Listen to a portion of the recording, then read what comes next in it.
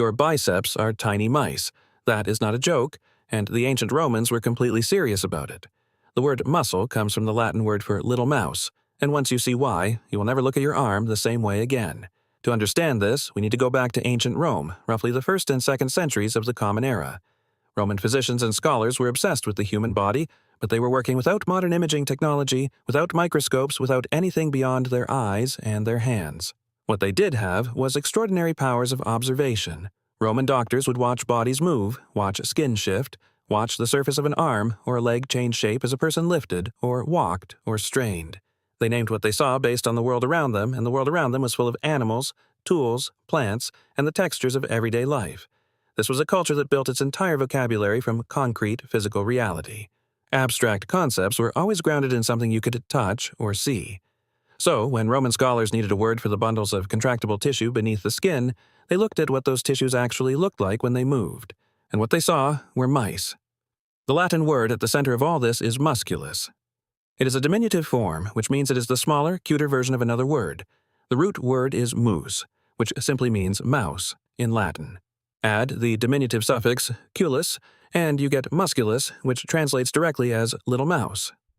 Roman scholars applied this word to muscles of the body, particularly ones like the biceps, because when you flex that muscle, the shape that rises and moves beneath the skin genuinely resembles a small animal running under cloth. The earliest recorded use of this anatomical meaning dates to around 2026, but the Latin term itself was embedded in Roman medical writing long before it made its journey into other languages. One of the most significant figures in spreading this terminology was Galen of Pergamon, the Greek physician who worked in Rome, and whose writings on anatomy dominated Western medicine for over 1,000 years. Galen wrote extensively about muscles, their structure, their function, their groupings. He was working in Rome around 160 to 200 CE, and his anatomical vocabulary, which drew heavily on existing Latin terms like musculus, became the foundation for medical language across Europe. When his texts were translated and retranslated through the medieval period, musculus came along for the ride. Another key figure in this word's journey is Celsus, a Roman encyclopedist writing in the 1st century CE, around 25 CE in Rome. Celsus wrote De Medicina, one of the earliest and most comprehensive Latin works on medicine.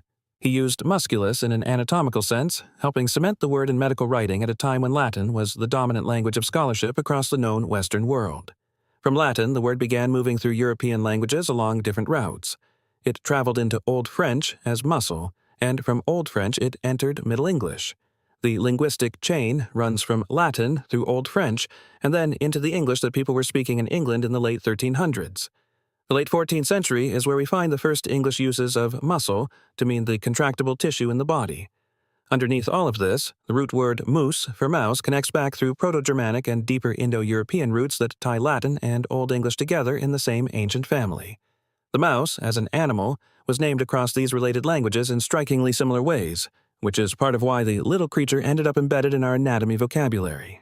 Now, because there's no documented misconception about this word specifically, let us talk about something worth clarifying. When people first hear that muscle means little mouse, the instinct is often to treat it as a quirky, throwaway fact, a trivia night answer, and nothing more. But that framing actually undersells what is happening here. This is not a random or accidental naming. Roman observers were making a precise, accurate anatomical observation. The bicep, when flexed, does create a shape and movement that looks like a small animal moving beneath the surface of the skin. They were not being whimsical. They were being descriptive in the most literal way available to them. The real story here is about how pre-modern scientists built their vocabulary from careful, naked-eye observation. They watched, they compared, they named, and sometimes the names they chose were so accurate that they have survived thousands of years without needing revision. Musculus, as a word, is not a mistake waiting to be corrected. It is a piece of precision observation that outlasted the empire that coined it. This little mouse is still running through language today in ways that are easy to miss. In medical and anatomical Latin, which is still the baseline language of formal anatomy education, musculus remains in active use. When anatomy students learn the names of specific muscles, many of those names are still pure Latin. The musculus biceps brachii, the musculus pectoralis major. The mouse is right there in every single one of those terms. It has just been surrounded by enough additional Latin that we stop seeing it. Beyond medicine, the word muscle, the shellfish, shares the exact same Latin root. The dark, curved shell and the soft body inside apparently reminded Romans of the same small, scurrying creature. So every time someone orders mussels at a seafood restaurant, they're ordering something named indirectly after a mouse. The connections extend further than just anatomy and seafood. The Proto-Indo-European root that gives us mus in Latin also feeds into the Old English word moose, which becomes the modern English mouse directly. These are not coincidentally similar words. They are the same word, preserved across thousands of years along parallel tracks. In German, the word for muscle is muscle, which comes from the same Latin source. In French, it is muscle, borrowed directly. In Spanish, it is musculo. The Roman naming decision rippled outward through the entire family of Western languages and never stopped. There's also something philosophically interesting happening here. The Romans named the inside of the body by reference to the outside world. They looked at a flexing arm and saw a living creature moving beneath the skin. That is an imaginative leap, but it is also a grounded, sensory, empirical one. Modern anatomical naming tends toward Greek-derived technical terms that describe function or location, flexor, extensor, anterior, posterior. Precise, yes. Evocative, not especially. The Roman approach was different. It said, this tissue moves like a mouse, so we will call it a mouse, and that name will carry the observation forward in time whether or not anyone remembers why. The word muscle is, in the end, a 2,000-year-old piece of biological description that works. Ancient Romans watched a bicep flex, saw the shape ripple under the skin, and said, little mouse.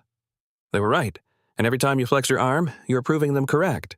If this kind of word history is your thing, subscribe so you do not miss the next one. We're going deep into another everyday word with a stranger origin than you would ever expect.